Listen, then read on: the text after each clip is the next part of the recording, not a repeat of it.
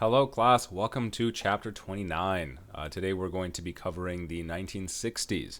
We're going to be covering everything from JFK all the way up to, let's say, his assassination, transfer of power to President Johnson. We're going to be covering the civil rights movement with MLK, Malcolm X, Cesar Chavez, and then very, very briefly, also looking at some more modern movements, such as the modern feminism movement as well. So the 1960s is a very interesting decade. It, of course, comes after the 50s, which we talked about previously, that sort of golden era of American prosperity and rise of consumerism and such. And so the 60s sort of continues that trend, but of course starts to also deal and reckon with its unfortunate historical past, with racism, segregation, right, all these other various things. Although some elements are going to be similar in terms of Cold War, in terms of U.S. Dominance overseas, and sort of that U.S. American sort of rise and push towards excellence, which we're going to be speaking of more with JFK. But we're going to be going over four main sections.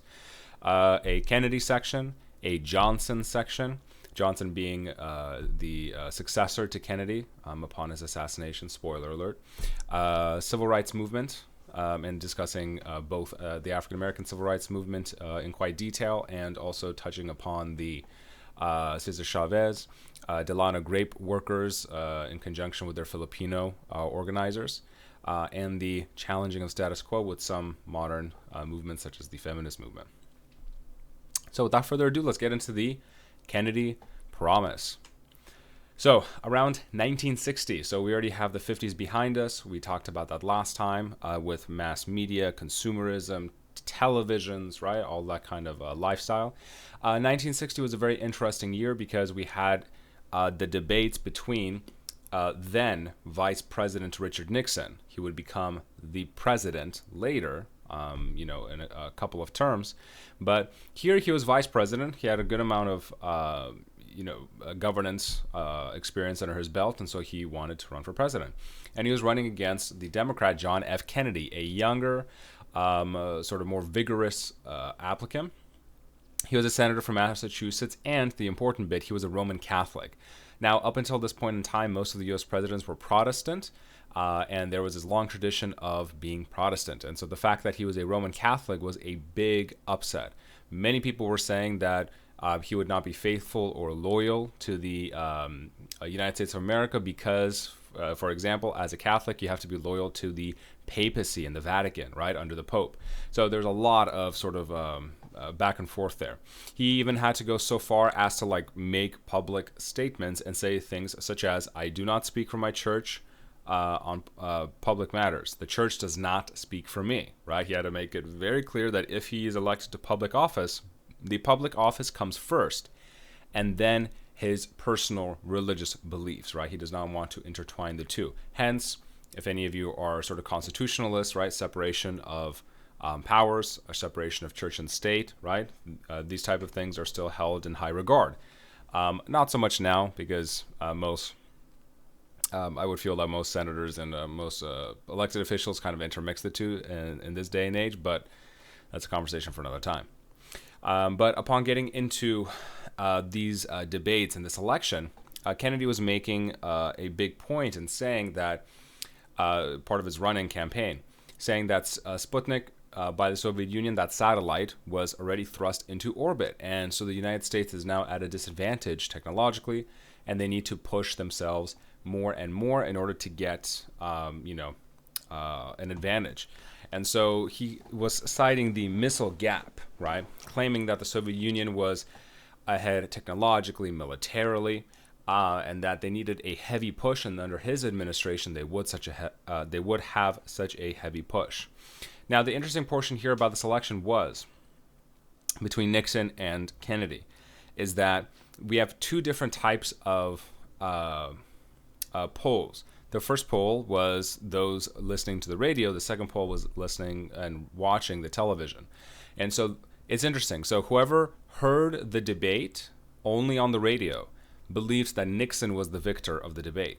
However, the power of TV and the power of being a handsome face of Kennedy, right? Whoever was watching the debate, because Kennedy just looked so much more glamorous and handsome on camera than Nixon did, they believed that Kennedy actually won the debate. So that was pretty interesting. And so out of all the tens of millions of votes, Kennedy won by a mere 120,000 or so. So it was a pretty small, narrow victory, but victory nonetheless. Similar to that Vin Diesel quote, doesn't matter if you win by a mile or an inch, winning's winning. And so upon his victory,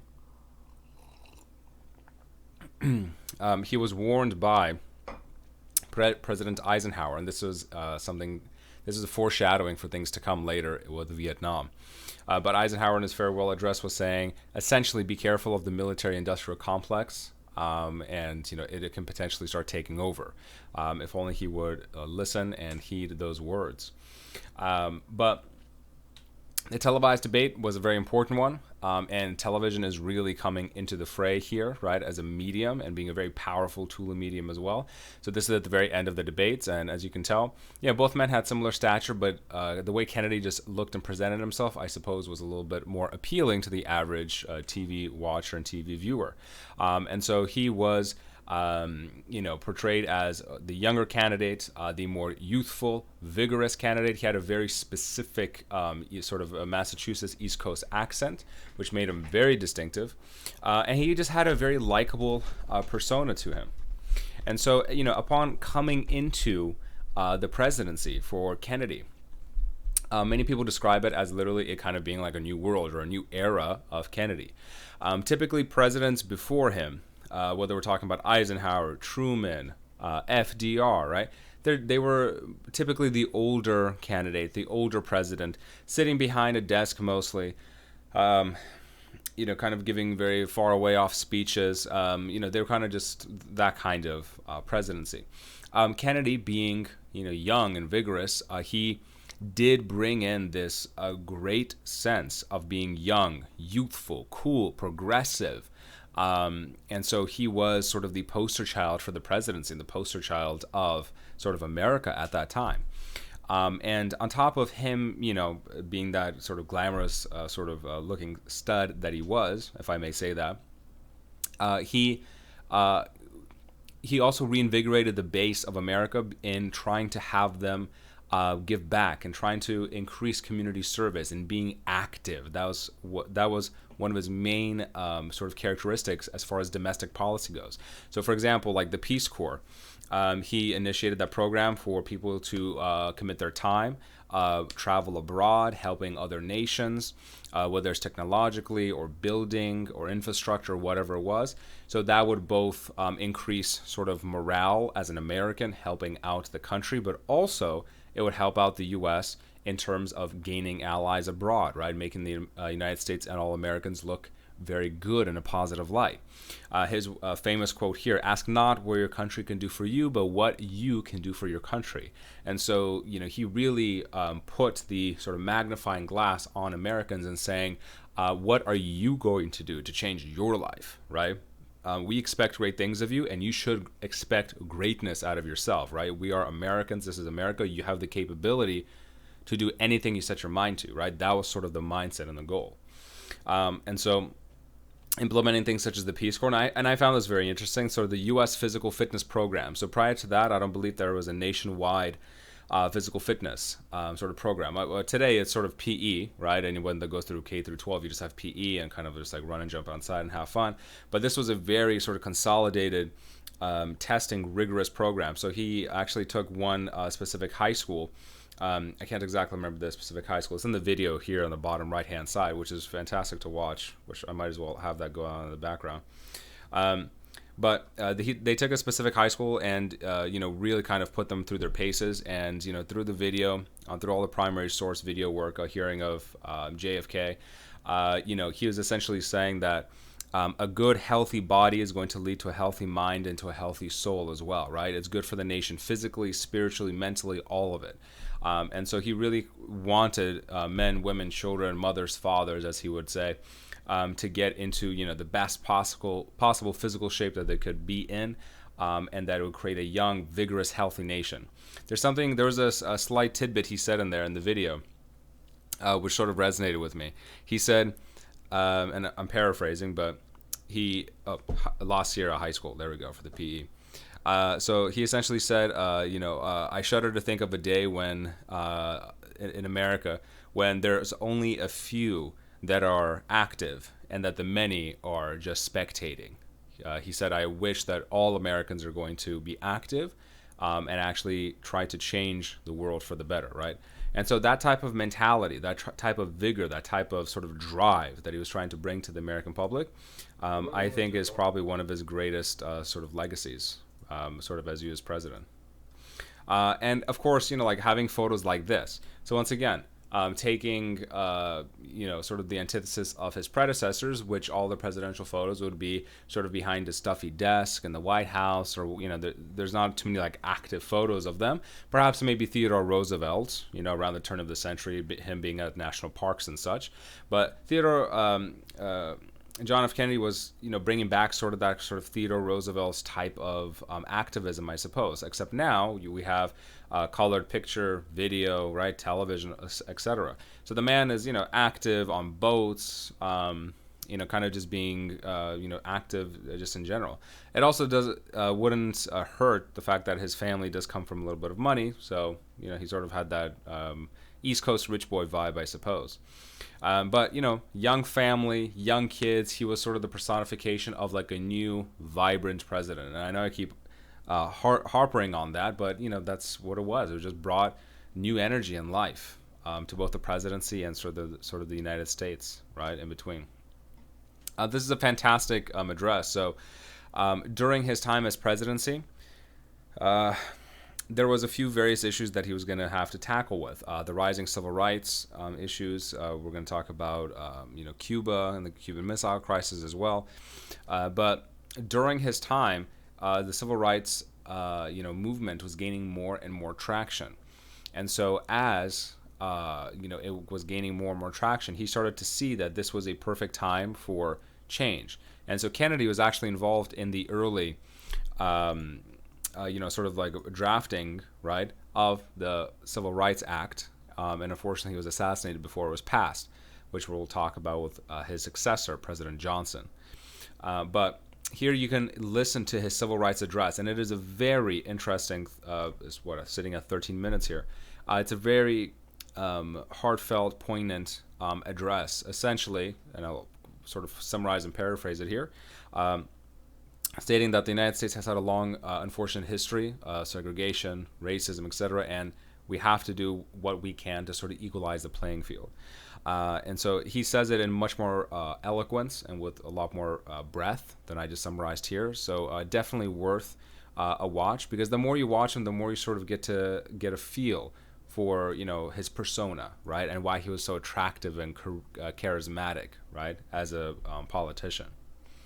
But as far as, let's say, if we're trying to extrapolate this into like more foreign policy, as far as Kennedy goes, and during Kennedy's time, Cuban Missile Crisis was perhaps the big one that he is known for and associated with, because the Peace Corps, not as well known, his fitness programs not as well known, even with his involvement in the Civil Rights Act, the early stages, he was not the one to pass it. That was Johnson. So I suppose the main thing within his presidency while he was still alive was the Cuban Missile Crisis. And boy, oh boy, was it still an event that was worth to be remembered. Because the Cuban Missile Crisis almost brought the world to nuclear warfare and ultimately destruction and death. And so that's a very important thing for him to be known for and to have averted. So long story short, the island nation of Cuba was under rule under Batista.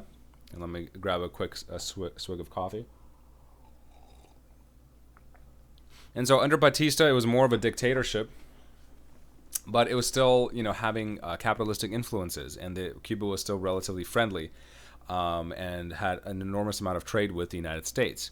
Come in Fidel Castro, and Castro was saying that Cuba needs to be more independent. We have to nationalize all of the businesses and companies which were American owned, and essentially have them work for the Cubans. So essentially, he came in and brought in communism and nationalized just all industry and took control of it. And so, from the last chapter, our discussion, if you remember, I had that big map of the world, right? Between capitalism and communism and all these areas of the world that are trying out different systems and forms of government. Cuba here was obviously, went from capitalism to communism here. And so this for the United States, right in their hometown, right in their backyard of the Caribbean, they were just like, oh, heck no, right? Cuba is literally off the coast of Florida. How are they going to be communists, right? This is unacceptable. And so we had a couple of, undercover, overt operations, with most famous one being the Bay of Pigs, where the CIA tried to inspire a revolution under Fidel Castro by sending 1,500 Cuban exiles that were in the United States back to the homeland with some money and guns and resources, and to try to have a revolution again. So Kennedy's advisors, were saying this was going to be a great idea. It ended up being a spectacular failure. And the Cuban exiles and whatever a couple of American, let's say, advisors that were with them, the field operators, it ended in spectacular failure. So the United States and those 1,500 Cuban exiles were promptly arrested, and so things did not go pretty, well after that. And we'll get into the sort of meat of the Cuban Missile Crisis, but over time, slowly, the next year actually, because they were under communistic occupation, there was an innate fear that perhaps the Soviet Union would try to reach out to them or do something, right? And so they started having American spy planes take many aerial photos of the entire island nation. And this is like predating computer software right now, where we have artificial intelligence. So you're just taking raw images of the landscape, right? And so imagine all of these poor like CIA and NSA agents or whoever, they have to go through just raw images of landscape of Cuba from an aerial view with a magnifying glass and try to look through and see if they can find any type of like mishaps, right? Eventually, one operative saw in this tiny little space what looked like to be Soviet missiles. But here's a picture of the Cuban exiles being arrested from the Bay of Pigs and that sort of mishandling. The Cuban nationalists under Fidel Castro definitely kind of taking charge. But the Cuban Missile Crisis did grow to worse and worse heights, just because both sides did not want to back down. Now, I will state that the Cuban Missile Crisis, if you want to go back to the very beginning and foundation of it, was the fault of America and the United States. I say this as a half Russian, ex-Soviet myself. I was born in the Soviet Union, so I have a little more perspective between East and West. But the United States sort of antagonized them first. The reason being is because they installed missiles in Turkey. And then as a response to that, because this is one grandiose chess game on the world stage, as a response to the missiles in Turkey, the Soviet Union then placed missiles in Cuba, right? A sort of check and balance the situation. And so now things are getting very tense, and the Soviets, through submarines, are pushing more and more missiles into Cuba. Long-range ballistic missiles that have the capability of striking up to that point in time. It could have struck anywhere in Florida, Atlanta, Washington, D.C., some East Coast cities as well. So that was, a lot of potential danger. And so this was a very tense confrontation between the two. It ended up in naval blockade of the entire island nation, which was a contentious issue because internationally speaking, if you are going to sort of blockade a island nation or a territory or whatever, that's an act of war. And so the Soviets said as such. They're like, you're blockading Cuba, that's an act of war. And then Kennedy, being the sort of diplomat that he was, said, well, I'm not blockading it. This is a quarantine. It's just the semantics of words. So that was his way of saying, no, I'm not doing anything illegal here. I'm just quarantining.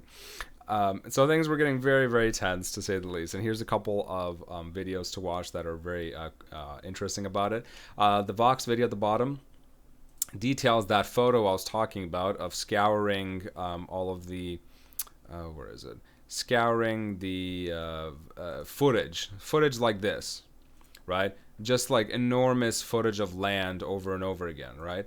And then eventually they were able to find, some of the equipment and missiles and such. And so definitely try to take a view of that. That's very interesting. And here we have in the top video a phone call of JFK calling Eisenhower, asking for his opinion on the situation. This is normal because even today, every U.S. president that ends up, retiring from office, they are still brought briefs on world events and anything that's sort of going on, so that if the sitting president wants to call them and ask for their advice, they have the availability of doing so, right? Which is very interesting. So you're sort of getting a lot of advice from your predecessors. And so all of the missiles in Cuba definitely were a huge issue for the United States and was a very, very tense situation. The missiles were stored, getting more and more numerous over time. They had nuclear capabilities, very dangerous. And so, yes, this was definitely not something that they wanted to let go unchallenged. And so hence the fleet and the quarantine of Cuba, so that no trade ships or goods are going to be able to sort of come in.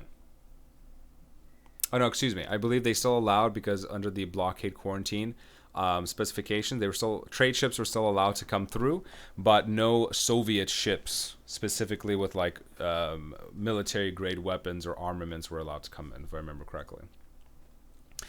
This is an excellent video to watch from TED Education. So the way that the Cuban Missile Crisis was averted. So twofold. This man over here on the right-hand side, Vasily Arkhipov, should be praised and heralded till kingdom come by everyone in the world. So essentially, in the Soviet submarine off the coast of Cuba, they were getting various reports, from the Soviet premiers and such of like what's going on. The tensions are getting higher and higher, and so eventually the submarine gets orders to fire a missile, right?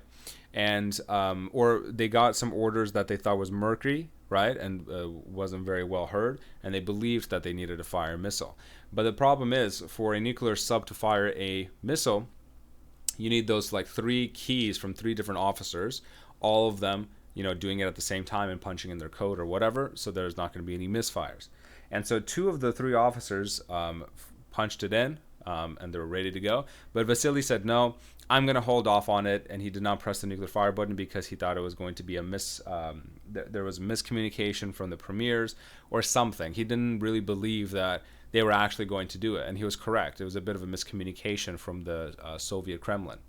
And so the video goes into great detail, in a nice sort of graphic fashion of exactly like what happened, what ended up being done, and so how Vasily was the one who finally did not agree to the launch. And thank goodness he did, because we averted the Cuban Missile Crisis and nuclear warfare. After this situation, actually, because of that sort of miscommunication between the U.S. and the Soviets, that red phone, the red line between the White House and the Kremlin, was finally installed. So that if there is ever an emergency, instead of kind of just guessing what the other side is doing, they could just pick up the phone and immediately call and be like, hey, was this you guys? Are you guys firing? Or like, just so we know what's going on, so that there's not going to be any miscommunication there, which is very important. At the very end of it, they finally promised a ceasefire. The missiles were taken out of Cuba. The missiles were taken out of Turkey as well. And so, Kennedy made sort of peace with the Soviet premiers, or temporary peace, as it were. And so, just as similar as a couple of decades previous to this, when the American diplomat George was in the Soviet Union, telling Truman the policy of containment and how the Russians are reacting well to force, right, or the threat of force, this proves to be a good sort of example of that. And unfortunately for Kennedy, all of his success in diplomacy and trying to renew the vigor of the nation, etc., was put to a screeching halt, during his assassination. And so as things were getting more and more heavy and progressive in terms of the civil rights movement, Martin Luther King Jr. and the events in Birmingham, for African Americans to, work on a comprehensive civil rights bill. All of that was in the midst. And then JFK was unfortunately assassinated in Dallas, Texas, and then shot in the head. And so, many speculating conspiracy theories and such, God knows, it could have been a rogue assassin, could have been some, Soviet incel spy, could have been an alien, I don't know. But long story short, Kennedy did not survive the attempt.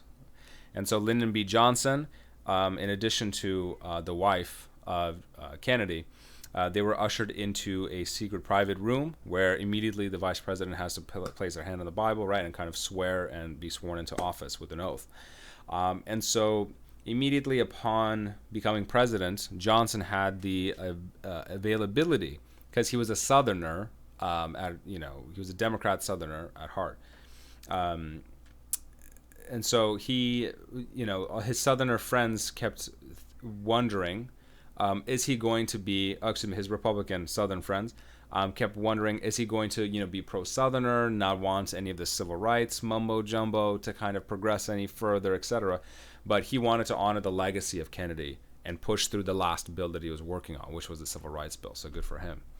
And so on the eve of the assassination of Kennedy, and the entire nation was mourning, we have photographs, videos of entire large streets and tens of thousands of people gathered to just pay homage to the president, right, the beloved president of the U.S. And unfortunately, this is just speculation on my end, but I believe that Kennedy's death probably also had something to do with the Civil Rights Act being pushed and being adopted when it was, because this was still a contentious time for the U.S. in terms of post-segregation, in terms of civil rights and liberties and voting rights for all. And so such a cataclysmic event such as the beloved president being assassinated, I believe carried some weight in the American public kind of changing their opinion on the Civil Rights Act, because that was the last thing that he was working on and advocating for. And so if he was not assassinated, God knows how long it might have taken for the Civil Rights Act to progress, or maybe it would have gotten there faster. But this was definitely a cataclysmic sort of major event that had repercussions. So that was part one. A fantastic beginning and a tragic end to Kennedy. And so, R.I.P. Now let's talk about Mr. Johnson, the one, the only Lyndon Johnson. These two videos detail the beginning of his career as a president. Unfortunately, on the heels and on the back of Kennedy being assassinated. And so here are two videos of the assassination process, and Jackie Kennedy, the wife of John F. Kennedy, standing beside him in that secret room, and her still having blood all over her gloves and some of her clothing while standing there.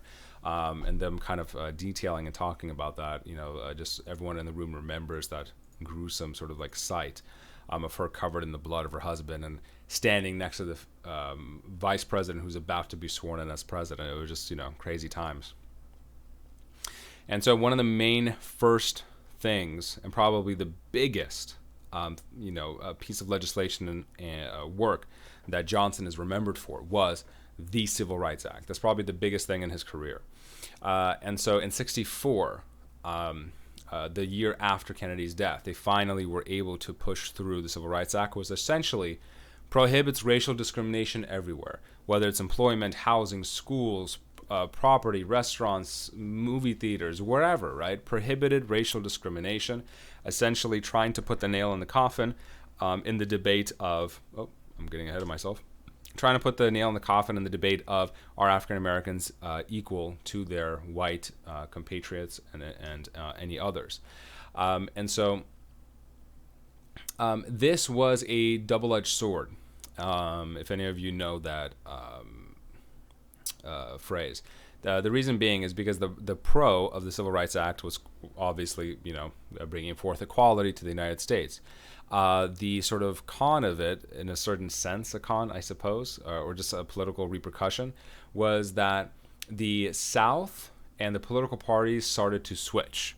So because of the Civil Rights Act specifically, because it was such a monumental act of racial proportions in America, traditionally at this point in time, the South was Democrat, right? The Democrats used to be the party of the South, the party of the KKK, the party of white superiority, etc., right? The Democrats were the party of the South. And the North, Abraham Lincoln's party, used to be the party of the North, right? That's how things were sort of spread out. Now, here, it was a very weird flip. And so that's why I placed the quote in here. I think we delivered the South to the Republican Party. And that was Johnson. So upon the Civil Rights Act being implemented, the parties ended up switching. So whatever the Democratic Party used to be, they ended up sort of flopping into the Republican section. The Republicans flopped into the Democrat. And so it was a very weird sort of transition politically for them. And so today, as we know, anyone living in the modern day of the U.S., like the South or the Bible Belt or whatever, that area is now Republican heavy. And let's say metropolitan areas and liberalism is more Democrat now, right? But it didn't used to be like that a few decades ago. So just a very interesting switch. But the Civil Rights Act was just monumental, right? And kudos to Johnson for sticking to his promise to Kennedy. Kudos to him for not listening to a lot of his comrades in the South, because Johnson was a Southerner. He was born in the South, and he was a Southerner at heart. Not listening to all of his friends saying, hey, Johnson, we've been friends for 40 years. Like, you're not going to, excuse my language, but, this type of conversations they were having. But, Johnson's friends would say something like, well, you're not going to do the Civil Rights Act bill, right? Giving these Negroes the rights, right? Making them equal in this country, right? And so I can't imagine the type of conversations that Johnson had to have with his friends or old political, colleagues or whatever, and trying to explain to them, like, this is the way things are going to be now. We have to make this switch. And if we're not doing it now, on the heels of JFK's assassination, like, when is it going to be a better time? And so shortly after that, in 65, the Voting Rights Act had to be implemented, because even though the Civil Rights Act was saying no discrimination is going to be allowed, there were still various states and territories that were trying to limit the amount of voting that African Americans could have in the country, right? And voting is power. If you cannot vote somebody into office, you're not going to get anything changed with legislation or laws. So you must have the voting under control, right? And so the Voting Rights Act was definitely passed. And even after that, we still had activists and student protesters going into the South and all of the various surrounding territories to try to test that theory, right? And so in a more sort of like, I suppose, lighthearted, topic. So Johnson was also sort of known for his Great Society and War on Poverty. So the man's was really sort of a, trying to help out the American public as much as humanly possible. So in 65 and moving forward from there, and 64 as well. So around this time period, like after the Civil Rights Act and all of these were kind of gaining traction, he also wanted to help the people. He wanted to make sure under his Great Society that people are going to be taken care of in the U.S., that if you are poor or elderly, right, you're not going to be left out on the streets.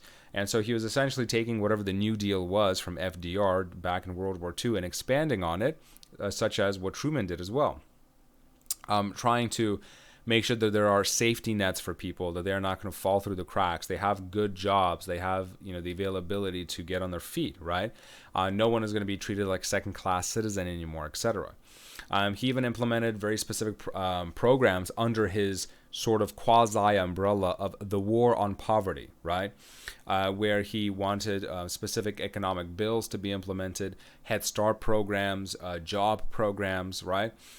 Specific aid for students, farmers, anyone struggling with employment. And so he really wanted to, bring forth this new also, I suppose, vigor in his own sense for jobs and work.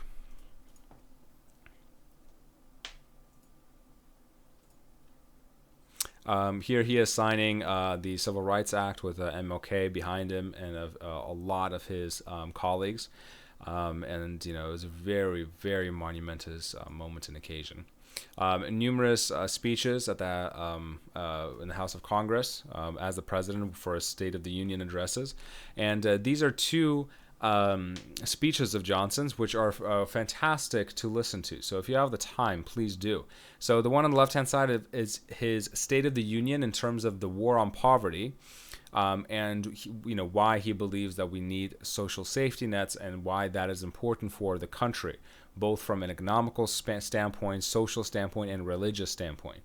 The one on the right-hand side, it's a great speech as well, because he details, and it's only like 2 minutes long, but he details how early in his career as a young man, he was in Texas teaching Mexican American children, but they were poor. This was on the border of Texas and Mexico. It was a very poor town, just poverty galore.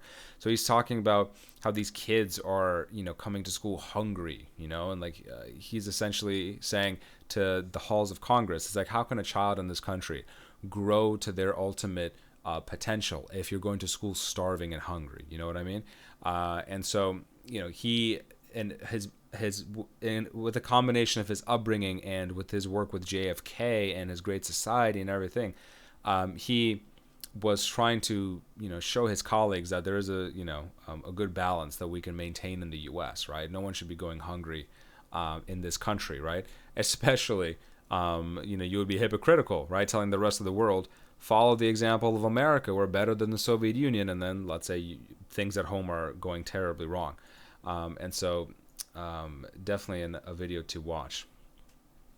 These two are sort of giving an overall glance and perspective with the Voting Rights Act, the Civil Rights Act of 64 and 65. So just a little sort of summary snippets if you have time, if you just want a little bit more of like a summarized perspective. Definitely worth a good watch. Now, let's get into the civil rights movement, right? Gun-ho. We're going to be covering first the African-American civil rights movement. That's pretty much the main one that is remembered in the 60s. But I'm also going to cover the Cesar Chavez Delano grape worker movement in California, right? Because migrant workers and that sort of industry, plus the Filipino organizers alongside of them. That's a lesser known and less covered topic usually when we're talking about the 60s civil rights movement and onwards, but something I still think that's important to talk about and cover. So famous MLK, Martin Luther King Jr., the main man, the legend, that he is. He was a Christian minister, right? Activist. One of the main leaders of the civil rights movement, starting in the 50s up until his assassination in 68. And over time, things are gaining more and more and more traction. So as you can imagine, this is not a 1-2 simple step process. This is taking years, right?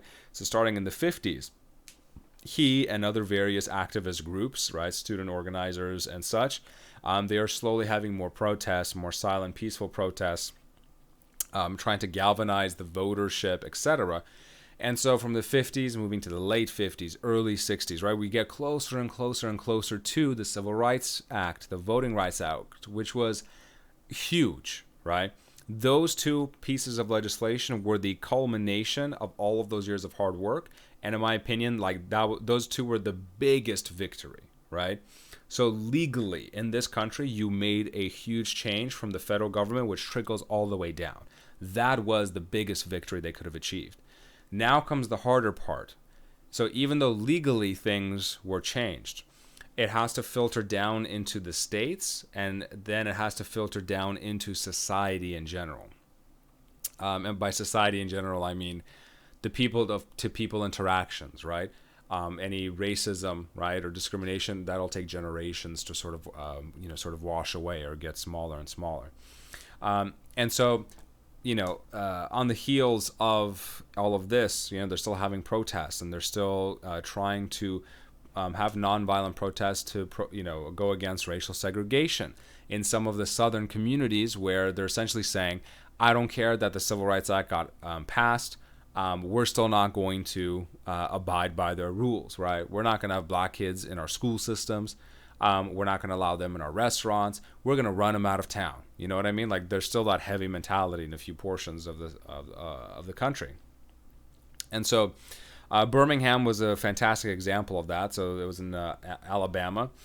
And so King, along with many students and school children, were going to the streets of Birmingham to actively protest discrimination, go into restaurants, try to eat there as equals. They were trying to push the envelope a bit.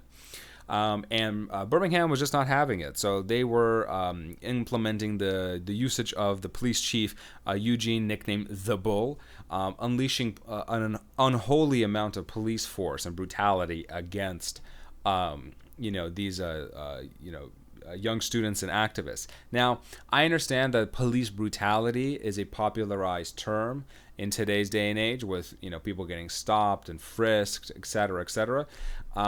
And of course, that's terrible. But I don't believe it is as bad now in most occasions as it was back in the 60s, with the exceptions of a few times here and there, like George Floyd and such. But you'll see in some of the images here that I'm going to see, like, this was just terrible the way it was. So MLK here, protesting and having public rallies. But, I mean, the police here are literally sicking dogs on the student protesters. They are literally taking hoses, right? Powerful water hoses with pressure, and hosing down the protesters, right? And so as, a lot of this is going on, MLK and his sort of strategic team, they are very smart, because they understand that they alone, and by doing these various protests, that's not going to change America. And so they were very ingenious. So when they were going to these protests, they enlisted the help of journalists, of photographers, and of anyone with cameras that could put this on television, right, live or otherwise. And so this was an opportunity for them to show the rest of the country, like, this is what's happening in the South, or this is what's happening in these areas, right? Like, so as far as you being a random American, turning on your television in the middle of the day or the evening program or whatever it's going to be, and you think racism is there here and there, but it's not as big of an issue perhaps as you think that people are making it out to be. And then you turn on the television and you see peaceful protesters being, like, hosed down, beaten, having dogs sit on them, and you're sitting in your living room thinking, oh my God, this is what's happening in the South, right? So it just starts to flip perspectives, right? And so it was a very ingenious tool by the activists to use that new form of media, the television, to gain, to have their message come across. Shortly after the sort of Birmingham incident, we ended up having the very famous March on Washington, right? An enormous civil rights demonstration with, I believe it was like 100,000 people or more. It was just mind-boggling, the numbers they had. So in Washington, D.C., they were all walking to the Lincoln Memorial for MLK to have his very famous "I Have a Dream" speech, right? And in here he says that I have a dream that one day this nation will rise up and live out the true meaning of its creed. We hold these truths to be self-evident, that all men are created equal. And so here he is, giving that galvanized hope, right? That things are going to change, that things are going to be for the better. And here's a couple videos kind of detailing all of that, and showing just how large and just how powerful, right, this type of massive demonstration and protest was. And so this is a very famous picture here, right? Just tens and tens of thousands of folks kind of gathered in, and from all races and creeds, everyone kind of joining in together, saying, like, we need equality, we need jobs and fairness, civil rights laws are here, right? And so this was truly a huge movement that was, rising. And so decent housing, right? So housing practices and discriminatory housing practices were widely known at this time as well. And so trying to have as much equality as possible, right? And so these movements were really really becoming, popularized. And MLK, turned from pastor into this sort of memorialized legacy, right? This legend of a man, remembered today and spoken in all the history books, of course, right? Of course, the man had his failings as well, just because nobody is perfect in this world. Because I know some of the conversations recently, in the last couple of years, cancel culture, and one person says one wrong thing and is canceled for whatever they did, etc. You have to take the totality of it, right? So let's say MLK is a great example. As a historian, right? As historians, do we remember MLK for the good that he did? Civil Rights Act, right? The Civil Rights Movement, trying to gain equality in the country, or because the CIA was following him around at this time because he was becoming such a large figure and stuff, and they had audio videotape of him in motel rooms. Like, do we remember him as an adulterer who kept cheating on his wife numerous times in random hotels with random women? So you have to take things with a grain of salt sometimes. No one's perfect, and so cancel culture needs to kind of, I suppose, be a little more realistic in their portrayal sometimes, but. For the most part, I would say the vast majority of his public life was spent with the civil rights movement, and so he should be remembered or celebrated for that, right? Definitely great work that he was doing. After his assassination, though, and MLK was assassinated, the torch, right, the ceremonial torch of trying to gain, equality was sort of passed down to, a few of his comrades, right? And so, eventually the, all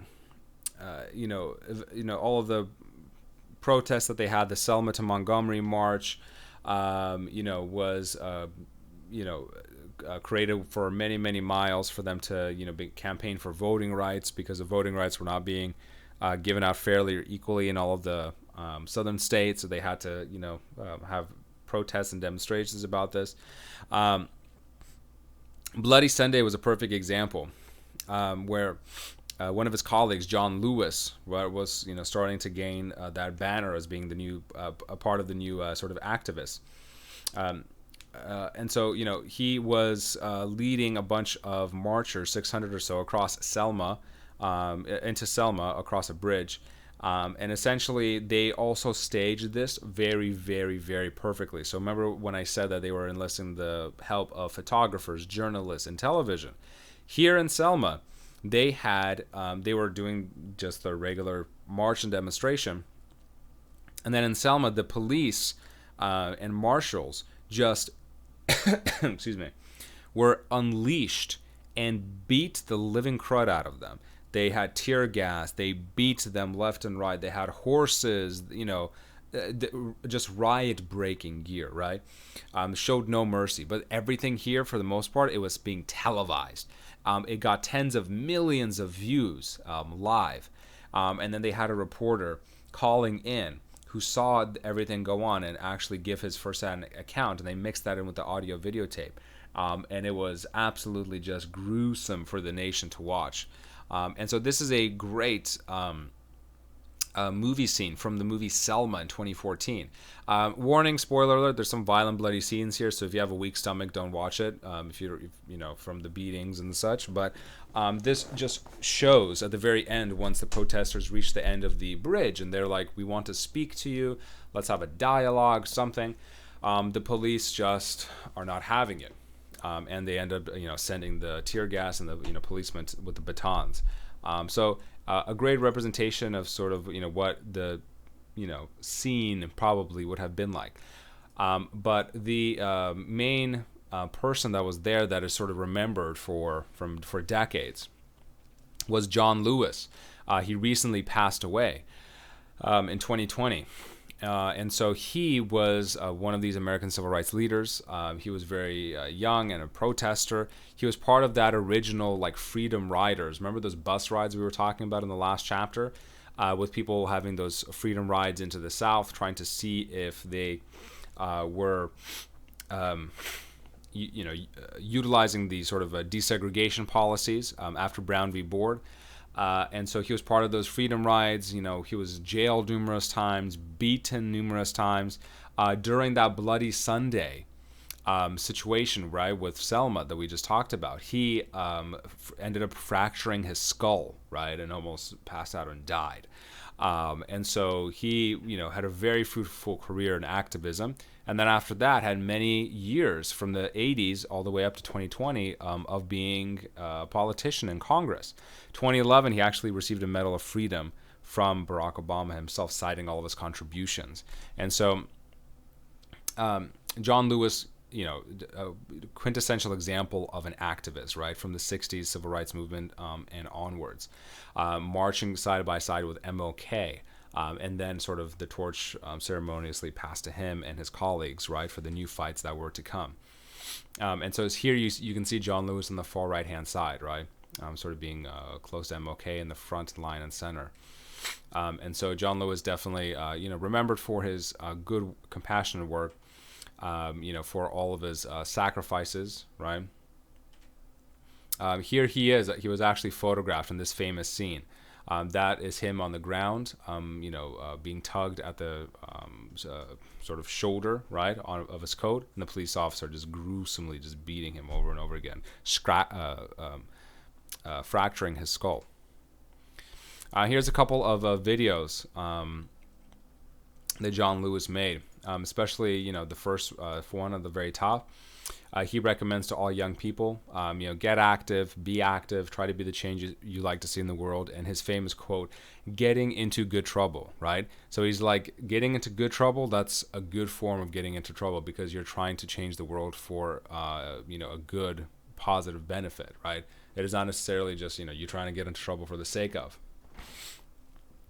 So I just wanted to give that little bit of shout out. Here we have a differing ideology. We have Malcolm X. Let's talk about Malcolm X a little bit. So there's two different ideologies here. The main one, Martin Luther King Jr., was the quintessential, one that most remember in the history books, right, as being like the leader of the civil rights movement. And he definitely, is remembered as the main one.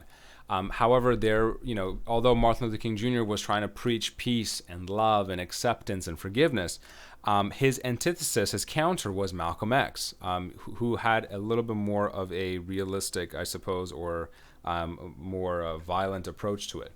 And so Malcolm X was not the peace-loving type. He was more of a radical, stating that he has become disillusioned with white America. He's become disillusioned with the lies and the negative practices that they've implemented.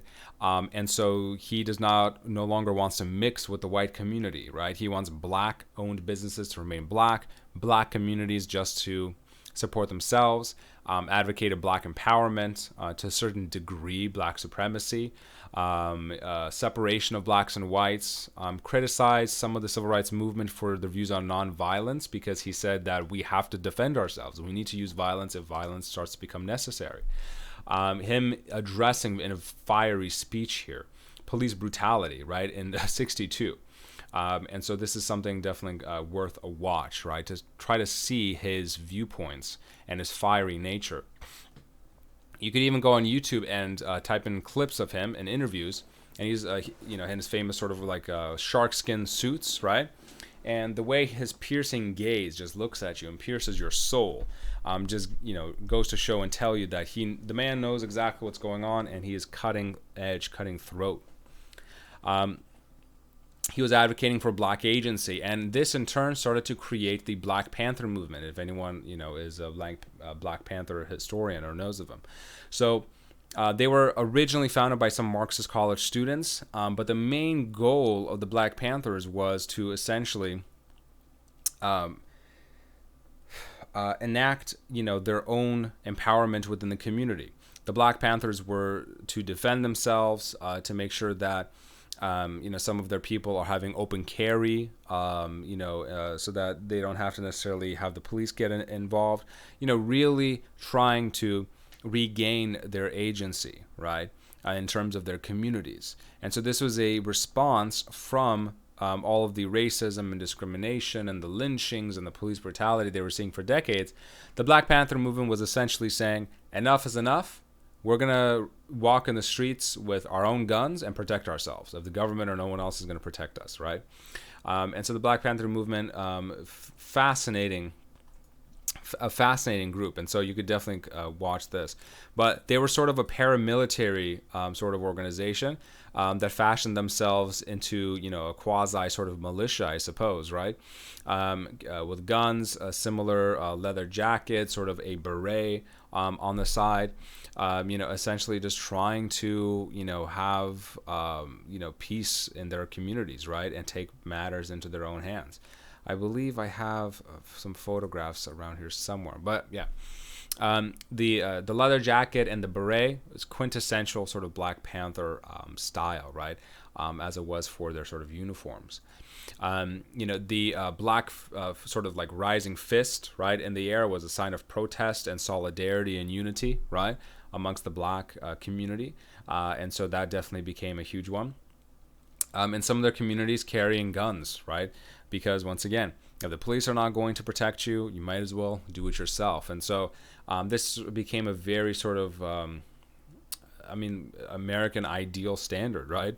Under the Second Amendment, you can, carry, guns for protection. And so that was their answer for it. A couple years later, I believe this was the Olympics in 68, 69. During the Olympics, they had, a couple of the winners have the, Black Power fist up, showing the entire world sort of their, protests, right, and what's like happening in the U.S. And so this was, definitely, a movement that had deep roots. And of course, they're wearing the leather gloves, right, which is denoted of a lot of the outfits, right, for the Black Panther members. And so to sort of wrap up the conversation of the Black Panthers, we're going to talk about this more fast forwarding in the more modern sections once we start reaching 2020, George Floyd, all those modern protests, police brutality, etc. But as far as these type of movements, the 60s, 70s, and 80s, really saw this progression of Black rights in Black businesses, in Black culture and music. And then there's going to be a sharp sort of interruption and turn in the 80s, 90s, and 2000s in a lot of the communities. And so we can have a conversation about that in our new upcoming sections. But as far as the civil rights movement goes in this entire era, very, very powerful. Cesar Chavez. So in the same breath as the civil rights movement there, we have to talk about the Delano grape workers in California. And so Cesar Chavez, for those of you who do not know, he was a Latino American civil rights activist working in California, originally from Arizona, but transferred to California later on. Raised Catholic, as many Latin American children are. You're raised speaking Spanish, you're Catholic, and if you misbehave, your grandmother with her chancla just throwing the slipper across the room, right, hitting your head like a ninja. And so, early on in his life, he remembered that the family estate and the family farm was being sold to cover some taxes in 39. So he already did not have a great relationship with banks and lawyers and the sort of Americanized, institutionalized system. And so he was... He was already a little bit ambivalent, going into, let's say, his adulthood with a little bit of that ambivalence. And so as things kind of progressed into his adulthood, in the 40s he enlisted in the U.S. Navy. With honorable service. Right here he is as a kid next to his sibling, on the farm, growing up. There he is as a handsome young man on the left-hand side in the Navy. But once he started to come back to his roots, and to his, his communities, he started noticing that many of his folks were, many of his people were struggling in the labor market. They were struggling, doing everything they were doing in the fields because they were getting paid or not paid the wages they needed to be, or they did not have bathroom facilities or unions at all for just working conditions, right? And so he, very similar to civil rights movement, but in terms here in more of labor organization, right? Those without power trying to go up against the power hierarchy of the businesses and the corporations and such. They wanted to galvanize together in activism and protest. And so they started to create the National Farm Workers, right, where the Delano grape workers were trying to unionize. Even Robert Kennedy, the brother of John F. Kennedy, was giving them help and aid and trying to join with them. These strikes, the Delano grape strike, lasted for 5 years, and they were really trying to wear down the agricultural sector because they were the brunt force. They were the labor, right? And so if the labor force is not in the fields picking the produce, right, then the farm workers, the farmers and the bigger companies, they don't have as much product to sell, right? So it was a long game battle here. But it was a combination between Chavez and his Filipino organizers as well, because so many folks in California from the migrant labor workers were Filipinos. They were Mexicans. They were Latin Americans of different varying origins as well. And so they really wanted to have a union to protect their rights. Decent pay, bathrooms, breaks, etc., right? Not just to be forcefully kind of like set out into the fields with no protections whatsoever. Here's in 1966, some stock footage of him, at rallies and at protests. Great to see, exactly how things were, right? And so definitely kind of worth, just a quick little glance. On the right-hand side, though, this is a interview. I believe this is with 60 Minutes, right? I think that's where this guy is from. And so this is decades later when Chavez is in his later years. And so it's looking back onto his life, looking back into the activism, looking back into what they were trying to achieve. And so this is a remarkable sort of interview of what life was like for him, what sacrifices they had to make, what they were trying to achieve, and how far they were willing to go to achieve it. A great interview by this famous activist. And forever immortalized Chavez in the same breath as the civil rights movement, right, in their own form on the West Coast.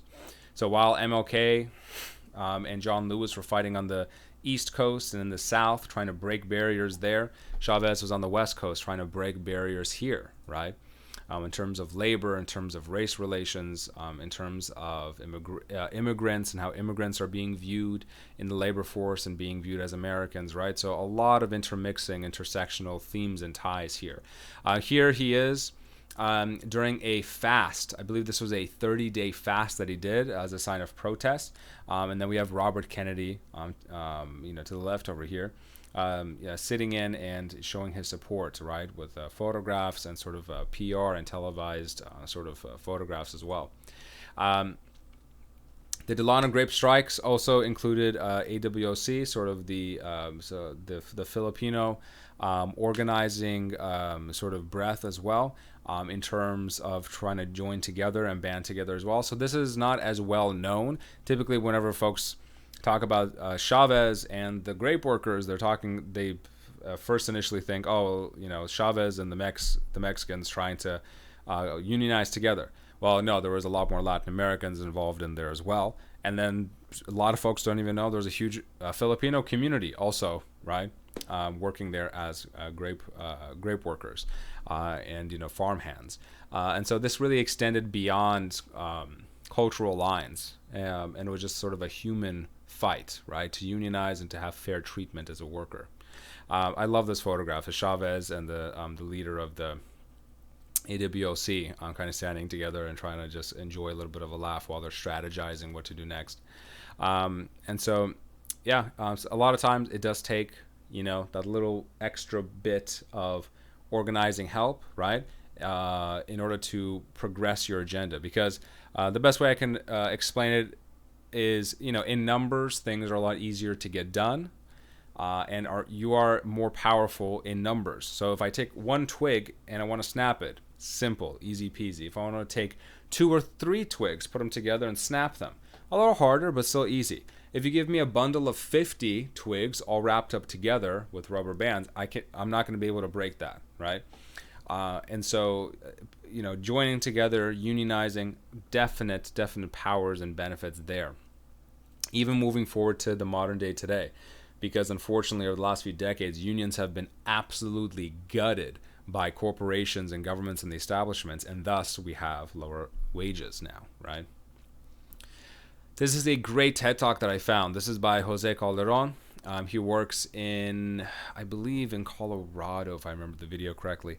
And so he details when he was a young man hearing of Chavez, and so he had a one-way ticket to see Chavez in California and join in the grape worker strikes, right? And this is his experiences of seeing the master at work and kind of being there, right?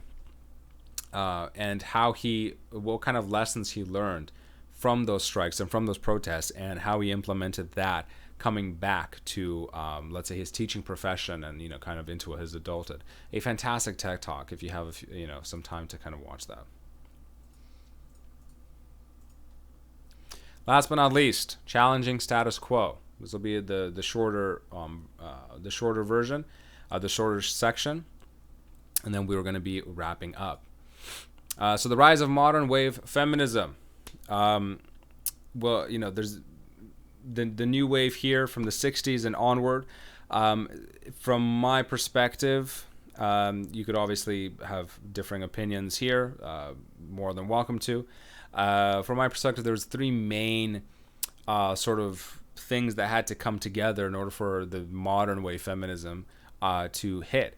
The first was the earlier women's rights movements of the 19th and 20th centuries that kept pushing and advocating for voting rights. They kept pushing and advocating for, let's say, abolition of alcohol, right, temperism, the temperancy movements, etc. So they had a lot more experience with organizing and trying to be taken seriously in public life.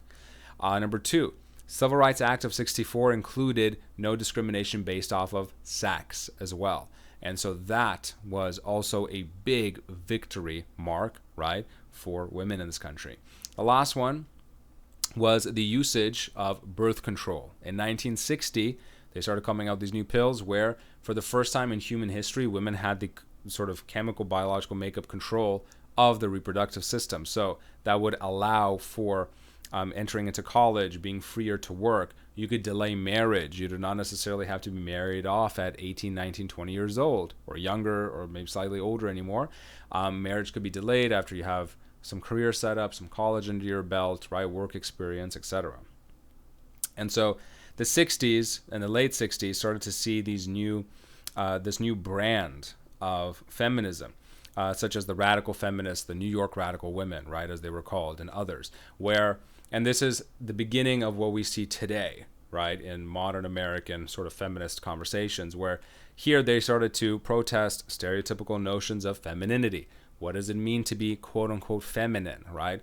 Rejecting traditional gender expectations, right? I do not necessarily want to get married, having kids, and be quote-unquote stuck in the kitchen, right? I want to do X, Y, and Z with my life. I want to travel. I want to work. I want to be free to do whatever I want to be, right?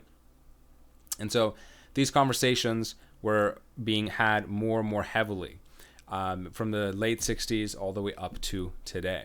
Now, during our more modern sections, we could have a conversation about what the 2010 and onward type of feminism has been turning into, which I believe has probably been going into an even more newer type of feminism wave.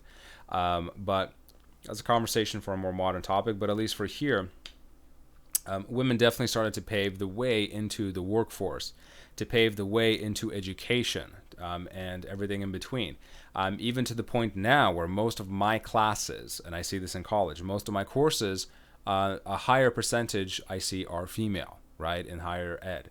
And so definite changing of demographics here in the last few decades, right, for better or for worse, depending what view you have of it. Because on the one hand, I believe that equality is a very important thing to achieve. On the other hand, I think year after year, the U.S. is seeing lower and lower birth rates. So China is going to overtake us in birth rates pretty quickly. So take that as you will, whatever is more important to you. But yeah, we definitely have more organizing here. Protests at Miss America, calling it a cattle auction. Protesting with, let's say, photos and imagery here of traditional housewife on the left-hand side with curlers in her hair, right? And they're trying to protest the sort of typical stereotypical norms of gender and responsibilities and such. Advocating for equal positions, equal pay, etc. And so, yeah, there we go. This sort of reminds me of and I'll just make a quick joke here. So, please take this with a grain of salt. Don't try to, throw me under the fire here. If anyone knows the comedian Andrew Schulz, I saw this on YouTube a while ago. He made a very funny sort of joke and comment about feminism and equality. He's like, for thousands and thousands of years, men were fighting, lions and tigers and out in the savannah, very dangerous work, and women were like, that's fine, you do you, we'll be here picking the grapes and raising the kids, etc., whatever. And then he's like, as soon as there was air conditioning in office buildings, he's like, we want equal pay, equal. He made a very funny joke about that. Obviously there's it's much more nuanced than that. Took a far more number of culminating factors to come to this. But from those factors that we talked about, with the rising movements, with activism, birth control, Civil Rights Act, all those things had to start to come together in order for the late 60s, 70s, 80s, 90s, all of that to kind of start pushing the equality movement further and further. To now, it's a bit more, it's more as equalized as it's ever been in history, I think. So here is just a small short clip and snippet, like of a flashback video with NBC, sort of the last few decades of women's rights, abortion issues, etc., and trying to sort of extrapolate that a little bit. So definitely a good watch just to kind of see a quick flashback snippet of where we have been, where we are today, and potentially where we can go in the future. But with that, Chapter 29 is done, covering the civil rights movement, JFK, Cuban Missile Crisis, Cesar Chavez and the Western, grape growers and immigration issues, and here, just wrapping it all up, just a snippet of the modern feminist movement. For the next chapter, chapter 30, we will be getting into the hippie generation. I will probably try to have more clips of that 70s show for humor's sakes, and we can kind of get into the Vietnam War, have some music clips in there. I'll try to have some fun with it. But thank you for joining me for chapter 29. I hope you liked it and enjoyed it, and I will see you for the next one. Take care, folks.